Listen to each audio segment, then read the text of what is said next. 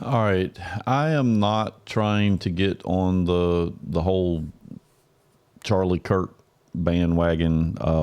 Obviously, I didn't know him personally, but it is extremely disappointing that someone has killed him. He was very entertaining to watch, and it's horrible. I wish I'd never watched the videos, but the one thing I can tell you for sure is that the man was not shot in the front. The kid that was up on the building did not kill him. The FBI is absolutely retarded. Cash Patel is a card carrying retard. These are facts. These are things that we know. What happened to Charlie Kirk is a mystery. I firmly believe that he was shot in the back of the head, or at least over on the side of his head. There is no way on earth you're ever going to convince me that he was shot with a 30-06 from up on top of a building. That spot on his neck was obviously an exit wound. It was not an entry wound. And if you watch his, the whole thing, obviously he was shot from the side. So I don't know what the FBI is trying to convince us of. I do not leave out the possibility that Israel had something to do with this. I don't trust them at all. I just, that was probably Charlie's only fault, but he was correcting himself here lately, which is another reason that, you can't leave out Israel in the list of suspects. But having said that, I'm not going to get into a whole lot of depth on this. I just want to point out one fallacy that we need to let go of, because there is a video going around of a guy walking across the street or walking down the street, and he's kind of limping, and everybody's saying that he had a gun in his pants, and then everybody's saying it's impossible to walk and bend your knee with a gun down your pants. The video that I'm about to show you is me. Forgive me for waving, because my wife had no idea why in the world I was going outside. I just told her to videotape me when I went outside. So I was joking around, but it's a pretty serious situation. So I don't mean to be joking around, while this is all going on. But in any case, I want to point out that during this video, I have a 30-06 down my pants with the scope attached. So this is a full gun.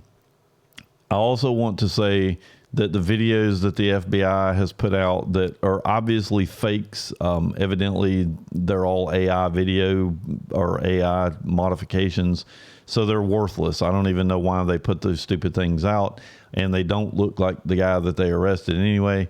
But in those videos, whoever that was going up the steps did not have a gun in their pants. So the street video definitely could have. I'm not saying he did, but he could have, and you'll see here. I'll go ahead and play this.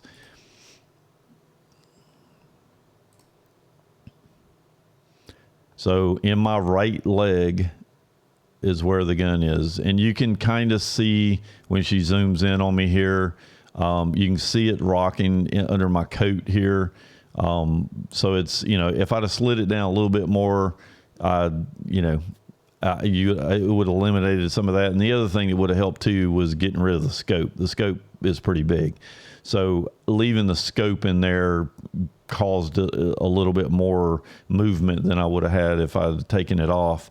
But I don't know how much a kid would, take a scope off and then go put it back on and get it sighted back in to be able to take such a crack shot, which again, there's no way that he was shot in the front. The whole, everything on his body went away from the impact, which was all headed that way. So the thing had to have hit him in the ear, hit him, somewhere around his ear, and it just happened to come out in the side of his throat. But there's no way that he was shot in the front. So the kid is obviously guilty because I think there's more than one person that was involved in setting this whole thing up.